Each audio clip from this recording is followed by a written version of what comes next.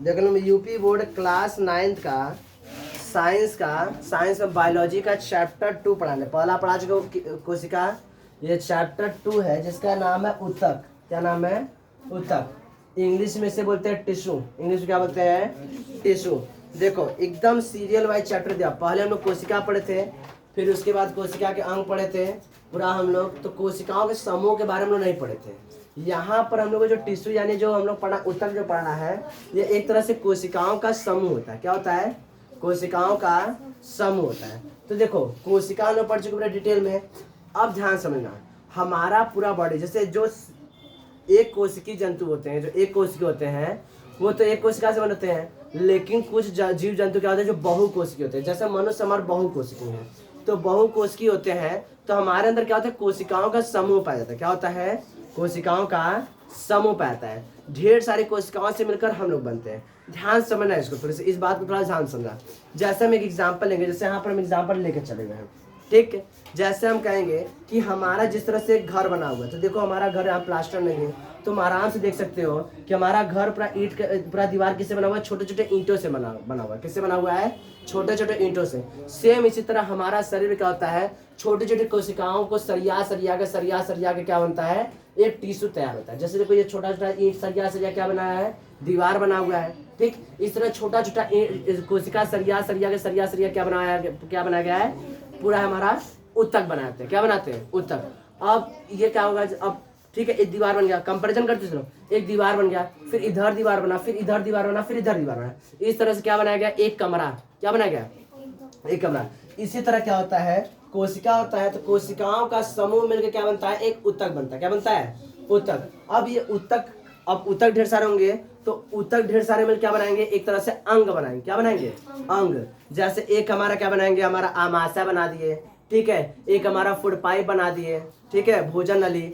फिर उसके बाद क्या बना दिया? हमारा मुख गुहा बना दिए, जीभ बना दिए, नीचे छोटी आंत बना दिए, बड़ी आंत बना दिए, ठीक है। यह पूरा ऊतक से मिलकर क्या बना? अंग बन गया। क्या बन गया? अंग। अब ढेर सारा अंग, जैसे कि अब देखो क्या क्या अंग बना? कई अंग बना ना। मुख गुहा बना, भोजन नली बना, फिर आमाशय बना, छोटी आंत बना, बड़ी आंत बना। ढेर सारे अंग मिले। अब ये ढेर सारे अंग का क्या बनाएंगे? एक तरह से एक अंग तंत्र बनाएंगे। क्या बनाएंगे? ढेर सारे अंग मिलकर क्या बनाएंगे? अंग तंत्र बनाएंगे, जो किसी एक पर्टिकुलर काम को क्या करेंगे?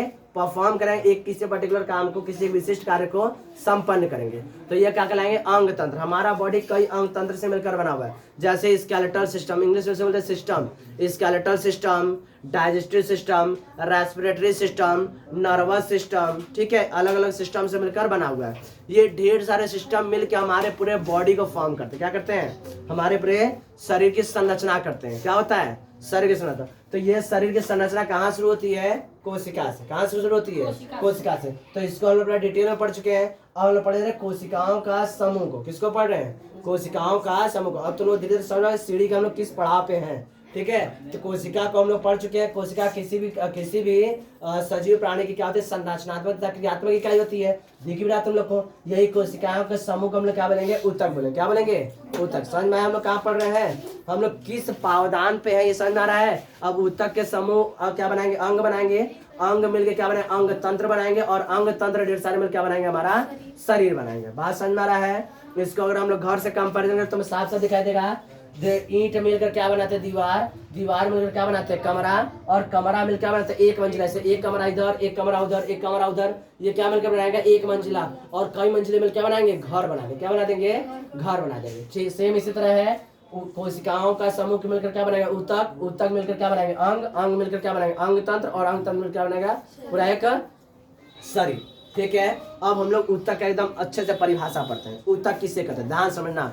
हम लोग तो अभी तो पढ़ ले भाई कोशिकाओं के समूह को ऊतक बताते हैं, लेकिन भाई कोशिका हो सकता है यहाँ पर मतलब कई प्रकार की कोशिकाएं पाती है ना।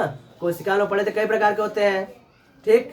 तो हमारे बॉडी का अब देखो क्या होता है, इससे अब बना हुआ है। तो हो सकता है हमारा यहाँ कोशिका दूसरा हो, यहाँ कोशिका दूसरा हो, इंटरनल ऑर्गन का कोशिका दूसरा हो, इधर का कोशिका दूसरा, इस तरह से अलग अलग कोशिकाएं हो गई, ठीक। अब समझ से होगा क्या कि अब ढेर सारी कोशिकाएं मिली एक प्रकार की। कैसी? समझना ध्यान से। ढेर सारी एक प्रकार की कोशिकाएं मिली और यह ढेर सारी एक प्रकार की कोशिकाएं मिलकर किसी एक जगह पर किसी एक विशिष्ट कार्य को संपन्न करेंगे। ढेर सारी कोशिकाएं मिली एक प्रकार की कोशिकाएं मिली और किसी एक जगह पर किसी एक विशिष्ट कार्य को संपन्न करेंगे। क्या करेंगे? किसी एक विशिष्ट कार्य को संपन्न करेंगे। तो कोशिकाओं के ऐसे समूह को क्या बोलेंगे? ऊतक बोलेंगे। क्या बोलेंगे? ऊतक। जैसे ऐसे समझो, देखो ढेर सारी कोशिकाएं मिलकर क्या बना देंगे? हमारा आमाशय बना रही है। क्या बना रही है? आमाशय। आमाशय बना रही है तो आमाशय क्या करेगा? एक विशिष्ट कार्य को संपन्न करेगा। ये भोजन को स्टोर करेगा तथा हाइड्रोक्लोरिक एसिड और म्यूकस को मिला के ये एक तरह से भोजन को एक स्टोर भी करता है और भोजन में जो अपशिष्ट पदार्थ है उनको मारने काम करता है। ठीक, तो इस तरह क्या होता है कि शरीर के एक निश्चित कार्य के लिए एक निश्चित स्थान पर कोशिकाओं के एक निश्चित विशिष्ट समूह द्वारा संपन्न किया जाता है। इस समूह को हम क्या बोलते हैं? ऊतक बोलते हैं। यह किसका समूह है? तो कहोगे कोशिकाओं का समूह। किसका समूह है? कोशिकाओं का। तो ध्यान समझो, क्या बताओगे कि कोशिका मतलब किसी एक प्रकार के कोशिकाएं मिलके एक समूह बनाती हैं या क्या करते हैं? किसी एक विशिष्ट कार्य को संपन्न करते हैं। क्या करते हैं? किसी एक विशिष्ट कार्य को संपन्न करते हैं और इसी विशिष्ट कार्य को संपन्न करने वाले कोशिकाओं को समूह क्या बोलते हैं? हम लोग ऊतक बोलते हैं। क्या बोलते हैं? ऊतक बोलते हैं। बात समझ आ रहा है? किसी को दिक्कत? जैसे हमारे ब्रेन में होता है कुछ, तो इनकी कोशिकाएं अलग हो गया, इनकी कोशिकाएं क्या हो गया?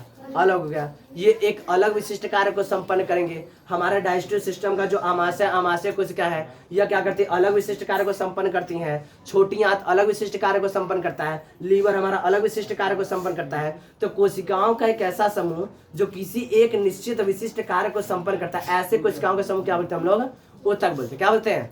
ऊतक। बात सुना रहा है? तो कोशिकाओं का समूह जो किसी एक निश्चित कार्य को संपन्न करने के लिए बना हो, उसे क्या बोलते हैं? हम लोग ऊतक बोलते हैं। क्या बोलते हैं? ऊतक। और ध्यान सुनो, यह जो ऊतक होते हैं, ऊतक मतलब क्या समझ रहे हो तुम लोग? कोशिकाओं का समूह। ऊतक मतलब कोशिकाओं का समूह। ठीक है, यह जो ऊतक होते हैं अधिकतम दक्षता के साथ, मतलब ये जो ऊतक होंगे, ये जो मतलब कोशिकाओं का समूह होगा, ये अधिकतम मतलब वो अपने काम में एकदम निपुण होंगे, 100% काम करेंगे। क्या करेंगे?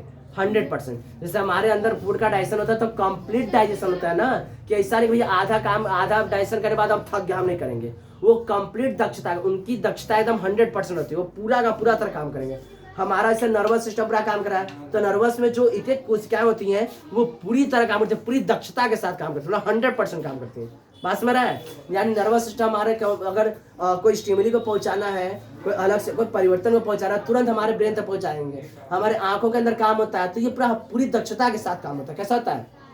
अब देखो, यह ऊतक अधिकतम दक्षता के साथ कार्य कर सकने के लिए एक विशिष्ट क्रम में व्यवस्थित रहता है। और क्या होती है? एक विशिष्ट क्रम में भी व्यवस्थित रहता है। कैसे रहता है?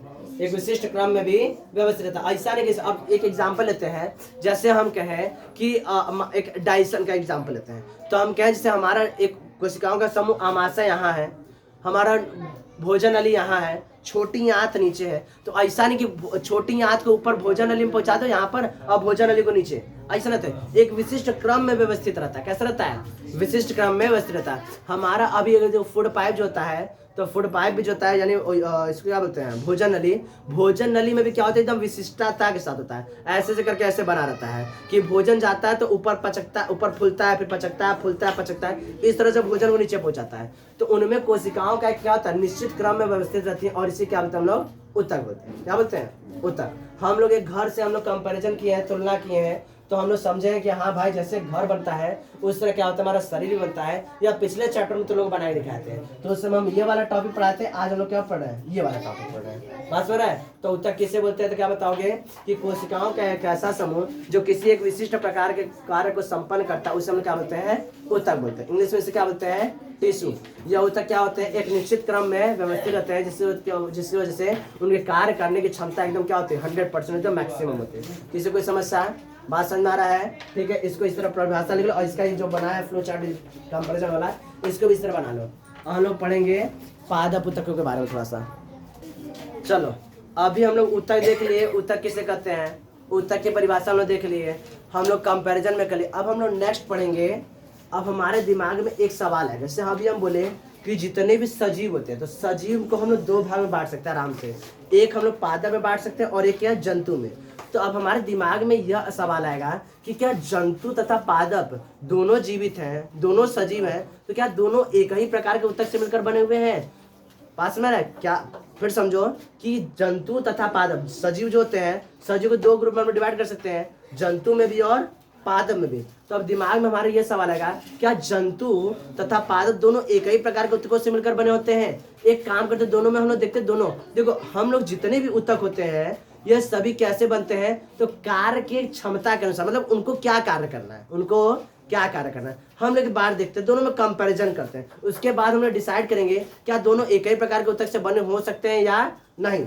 एक बात बताओ, जितने भी प्लांट होते हैं यानी पादप होते हैं वो ऐसे सजीव होते हैं जो हिलते मतलब क्या करते हैं, एक जगह पर ऐसे स्थिर हो गए बस वहीं पर ऐसे करके हिलेंगे डुलेंगे, यहाँ से गति नहीं करते हैं, यहाँ से गति नहीं करते हैं, वो एकदम स्थिरता से खड़े रहते हैं। कितनों आंधी आएगा तूफान आएगा एक तरह से क्या रहेंगे, खड़े रहते हैं। तो तुम्हें क्या लग रहा है उनके अंदर कौन सा बल ज्यादा है? उनके अंदर स्थिरता का बल ज्यादा है, स्थिरता का बल ज्यादा है। उनके तरह हम लोग स्थिर नहीं हो सकते हैं, ठीक। ये देखें और दूसरे में क्या होता है, जो जंतु होते हैं जंतु लगातार गति करते रहते हैं। जंतु क्या करते हैं, लगातार गति करते रहते हैं। अगर वो गति करेंगे तो उनके अंदर क्या कार्य करने की क्षमता ज्यादा रहेगी, तो गति करने की क्षमता ज्यादा रहेगी। जबकि पादपों के अंदर क्या होगी, स्थिर रहने की क्षमता ज्यादा रहेगी। इसके अलावा एक और चीज होता है, जो हम लोग जंतु हैं तो हम लोग एक समय के बाद आके हमारा हाइट क्या होता है, रुक जाता है। से बड़े हुए एक समय बाद क्या होगा, हमारा हाइट रुक जाएगा। जबकि पादप जो होते हैं उनका कुछ हिस्सा का हाइट रुक जाता है। जैसे जो तना रहता है, तना जानते हो ना, बीच वाला जो मोटा हिस्सा,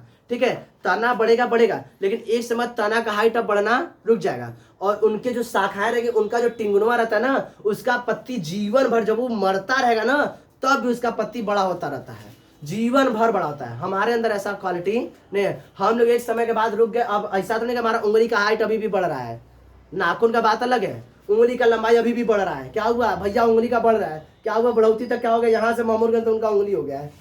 ऐसा नहीं होता है, बात समझ रहा है। जबकि पादपों में क्या था, जीवन भर उनके पत्ती मतलब जो आगे रहता है बढ़ता रहेगा, पत्ती निकलता रहेगा, बढ़ता रहेगा, पत्ती निकलता रहेगा, ऐसा होता रहता है। तो देखते हैं, तो जब पादप और जंतुओं में कार्य एक तरह नहीं है, संरचना एक तरह नहीं है, तो दोनों में ऊतकों भी एक तरह भी नहीं होंगे। चलो अब यहाँ देखते हैं, तो क्या बताओगे हमारा प्रश्न, क्या पौधे तथा जंतु एक ही प्रकार के ऊतकों से बने होते हैं? तो ध्यान समझो, पौधे स्थिर होते हैं तथा वे गति नहीं करते हैं। पौधे क्या होते हैं, स्थिर होते तथा वे गति नहीं करते, इसलिए अधिकांश ऊतक उनको सहारा देने वाले होते हैं। क्या होते हैं, अधिकांश ऊतक उनको क्या करने वाले होते हैं, सहारा देने वाले। और हमारे अंदर अधिकांश ऊतक क्या होते हैं, एक्टिव करने वाले होते हैं, मतलब अब गति करने वाले, ठीक है। इनके अधिकांश ऊतक मृत होते हैं। क्या होते हैं, मृत होते हैं, यही समझो।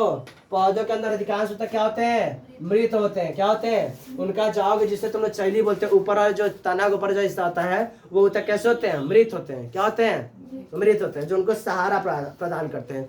जैसे सजीव करता है उसी तरह मृत होकर भी उनको सहारा प्रदान करते हैं। बात सुनना है। जबकि जंतु जो होता है, जो जंतु होता है, जंतु एक स्थान से दूसरे स्थान तक विचरण करते रहते हैं। और इनके अधिकांश ऊतक क्या होते हैं, जीवित होते हैं। क्या होते हैं, अधिकांश ऊतक जीवित होते हैं। उनके अधिकांश ऊतक क्या होते हैं, मृत होते हैं, जबकि हमारे अधिकांश ऊतक क्या होते हैं, जीवित होते हैं। कोई दिक्कत, ठीक है। अब आगे ध्यान समझो, अब लोग पढ़ेंगे पादप ऊतकों के प्रकार। पादप ऊतक के प्रकार, अब ध्यान समझना। संरचनात्मक एवं कार्य के आधार पर, किसके आधार पर, संरचना और कार्य के आधार पर, कैसे उनकी संरचना हुई है तथा उनका कैसा कार्य है। तो संरचना तथा कार्य के आधार पर ऊतक मुख्यतः दो प्रकार के होते हैं। ऊतक मुख्यतः कितने प्रकार के होते हैं, दो प्रकार के। ध्यान समझो, पहला विभज्योतकी ऊतक जिसे मेरिस्टेमेटिक टिश्यू बोलते हैं। क्या बोलते हैं, मेरिस्टेमेटिक टिश्यू। और दूसरा होता है स्थायी ऊतक जिसे परमानेंट टिश्यू बोलते हैं। क्या बोलते हैं, परमानेंट टिश्यू। यहाँ पर तुम्हें नाम से भी दिख रहा है विभज्योतकी ऊतक। विभज्योतकी ऊतक का मतलब होता है कि इनमें लगातार विभाजन होते रहता है। और परमानेंट टिश्यू क्या होती है, परमानेंट इनमें विभाजन नहीं होगा।